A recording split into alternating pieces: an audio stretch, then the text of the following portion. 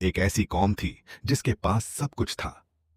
दौलत, ताकत, सुकून और ऐसी जिंदगी जिसकी लोग सिर्फ कल्पना कर सकते हैं।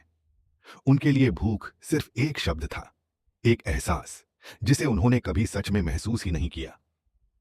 उनके शहरों में तंगी का कोई मतलब नहीं था। हर तरफ खुशहाली थी, हर दिशा में हरियाली फैली हुई थी। सोना उनके लिए किसी खास चीज की तरह नहीं, बल्कि मिट्टी जैसा आम था। और पानी ऐसे बहता था जैसे किसी रहमत का दरिया हो, जो कभी खत्म ही नहीं होता।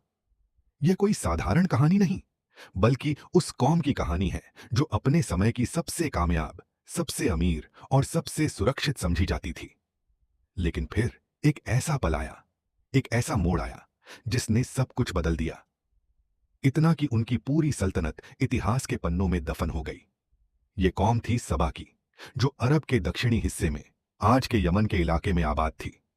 उनकी जमीन बेहद उपजाऊ थी, मौसम संतुलित था, न ज्यादा गर्मी न ज्यादा सर्दी, और बारिश बिल्कुल सही समय पर होती थी। ऐसा लगता था जैसे प्रकृति खुद उनकी खिदमत कर रही हो।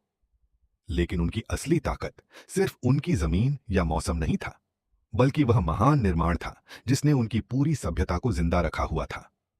मारीब का अजीम बंद। यह डैम सिर्फ एक संरचना नहीं था, बल्कि उनकी जिंदगी की रीढ़ था। इसके जरिए पानी को इस तरह बांटा जाता था कि दोनों तरफ फैले हुए बाग हमेशा हरे भरे रहते, खेत लहलहाते और हर घर में खुशहाली बनी रहती। मुसाफिर जब इस इलाके से गुजरते तो कहते कि यहां भूख का एहसास ही खत्म हो जाता है। हर तरफ फल ही फल थे, हर पेड़ झुका हुआ था अपनी पैदावार के वजन से। लोग अमन में जीते थे, उनके शहर साफ सुथरे और व्यवस्थित थे, और हर इंसान को अपनी जिंदगी पर फख्र था। ये सच में जमीन पर जन्नत जैसा मंजर था। और इस जन्नत जैसी जिंदगी के बीच एक और नाम बहुत मशहूर था, मलिका बिल्किस। वह इस कौम की हुक्मरान थी, एक ऐसी रानी जो अपनी समझदारी, वो ताकत और दूरदर्शिता के लिए जानी जाती थी। उसका तख्त शानदार था, उसकी सल्तनत दूर दूर तक फैली हुई थी, और उसका शासन मजबूत और व्यवस्थित था। फिर एक दिन उसका जिक्र अल्लाह के नबी हजरत सुलेमान अलैहिस्सलाम तक पहुंचा। वह नबी जिन्हें ऐसी ताकतें दी गई थीं जो किसी और इंसान को नहीं मिली थीं। जिन्नात उनके हुक्म में थे, परिंदे उनकी बात समझते थे, और हवा उनके इशारे पर चलती थी। उन्होंने बिल्किस को एक खत भेजा, एक ऐसा पैगाम जिसमें उसे अल्लाह की इबादत की तरफ बुलाया गया था। जब बिल्किस को यह खत मिला तो उसने जल्दबाजी में फैसला नहीं किया। उसने अपने सलाहकारों से मशवरा किया, हालात को समझा, और फिर एक फैसला लिया। उसने तोहफे भेजे, सोना, चांदी, जवाहरात, ताकि वह समझ सके कि सामने वाला राजा किस तरह का है। लेकिन जब वह सब कुछ वापस लौटा दिया गया तो उसे एहसास हुआ कि यह कोई आम बादशाह नहीं है, यह एक नबी है, और उसका पैगाम किसी दुनिया की लालच से प्रभावित नहीं हो सकता। आखिरकार ये वह खुद हजरत सुलेमान के पास गई। जब वह उनके महल में दाखिल हुई तो उसने फर्श को पानी समझकर अपना लिबास ऊपर उठा लिया, लेकिन वह असल में कांच का बना हुआ था। उसी पल उसे एहसास हुआ कि वह किस ताकत के सामने खड़ी है, और फिर उसने सच को पहचान लिया और अल्लाह पर ईमान ले आई। उसके साथ ही उसकी कौम भी सही रास्ते पर आ गई। यह वह समय था जब सबा अपनी बुलंदी पर थी, रूहानी तौर पर भी और दुनियावी तौर पर भी। लेकिन वक्त कभी एक जैसा नहीं रहता। धीरे धीरे हालात बदलने लगे, पीढ़ियां बदलीं, सोच बदली, और जहां पहले शुक्र था वहां अब गुरूर ने जगह ले ली। लोगों ने अपनी कामयाबी को अपनी मेहनत और अपनी अक्ल का नतीजा समझना शुरू कर दिया। उन्होंने कहना शुरू कर दिया कि यह सब हमने बनाया है, यह बंद हमने खड़ा किया है, यह दौलत हमारी अपनी ताकत का नतीजा है। अल्लाह का जिक्र कम होता गया और खुद पर भरोसा बढ़ता गया। नबियों ने उन्हें समझाया, ये बार बार चेतावनी दी कि यह सब अल्लाह की रहमत है। अगर तुमने शुक्र अदा करना छोड़ दिया तो यही नेमत तुम्हारे लिए अजाब बन जाएगी। लेकिन उन्होंने इन बातों को गंभीरता से नहीं लिया। वे हंसते थे, मजाक उड़ाते थे, और कहते थे कि अगर कोई अजाब आना होता तो अब तक आ चुका होता। उन्हें अपने बंद पर इतना भरोसा था कि उन्हें लगता था कि कोई ताकत उसे नुकसान नहीं पहुंचा सकती। और फिर धीरे धीरे एक अजीब सी चीज होने लगी। मारीब के उस मजबूत बंद में छोटे छोटे सुराख बनने लगे। कुछ रिवायतों के मुताबिक ये सुराख चूहों ने बनाए थे। लोग ये सब देख रहे थे, लेकिन उन्होंने इसे नजरअंदाज कर दिया। उनके लिए यह एक छोटी सी बात थी, एक ऐसी चीज जो उनके विशाल और मजबूत सिस्टम को कोई नुकसान नहीं पहुंचा सकती थी। लेकिन उन्हें यह नहीं पता था कि तबाही अक्सर छोटी छोटी चीजों से ही शुरू होती है। फिर एक रात आई, एक ऐसी रात जो हमेशा के लिए इतिहास बन गई। शहर में सन्नाटा था, लोग अपने घरों में सो रहे थे, सब कुछ सामान्य लग रहा था। लेकिन उसी रात मारीब का वह महान बंद अपनी आखिरी सांसें ले रहा था।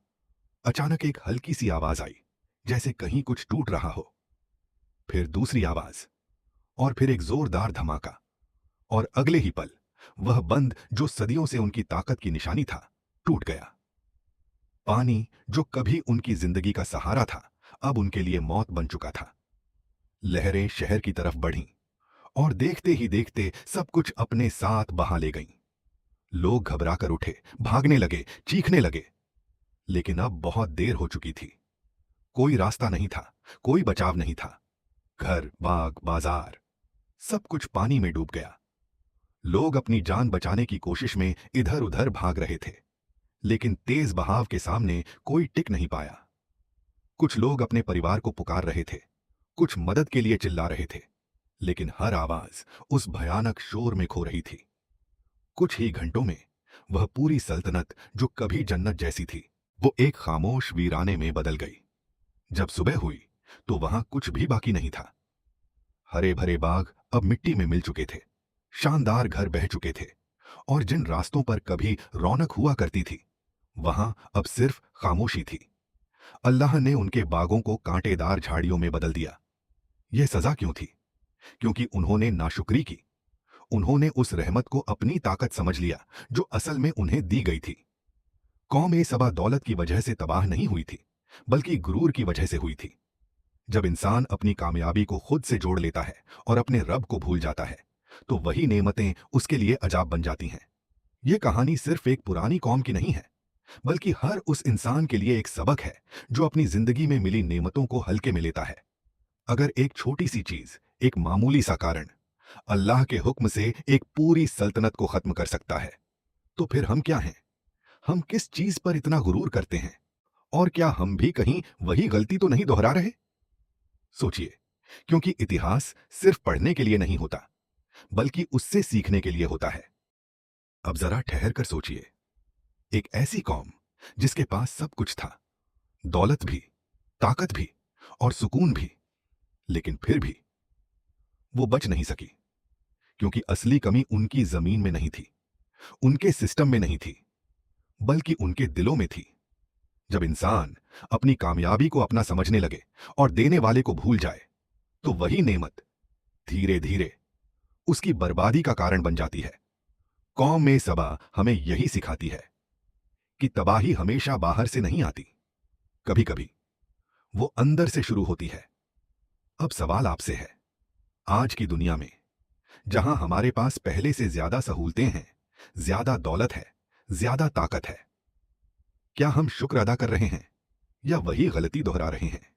अपना जवाब कमेंट में जरूर लिखना। अगर ये कहानी आपको सोचने पर मजबूर कर गई, तो वीडियो को लाइक करें और ऐसी ही हकीकत से भरी कहानियों के लिए चैनल को सब्सक्राइब करना मत भूलिए।